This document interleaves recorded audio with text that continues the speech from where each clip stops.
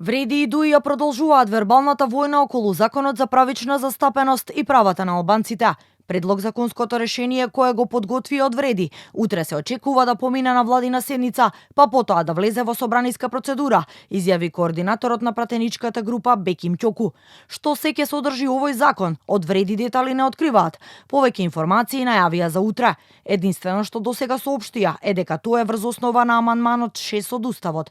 Ја прави соодветната застапеност законска и институционална уврска и ги штити правата на албанските граѓани. Утре поминува на влада и се очекува наскоро да дојде и во парламентарна процедура.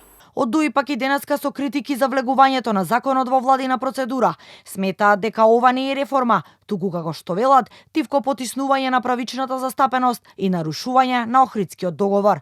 Преку процес од 10 месеци со висока тајност, утре се очекува да се донесе предлог закон кој не е за застапување, туку за понижување и целосно деградирање на клучниот столб на Охридскиот договор, правичното застапување на албанците и другите етнички заедници. При носење на одлуки, албанците се целосно игнорирани.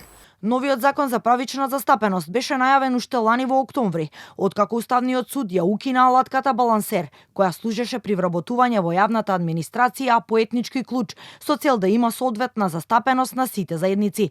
Тогаш председателот на Уставен Дарко Костадиновски кажа дека балансерот како алатка била исцрпена и ги повредувала уставните одредби за слобода на изразување на националната припадност и повика да не се етнизира и политизира ова прашање.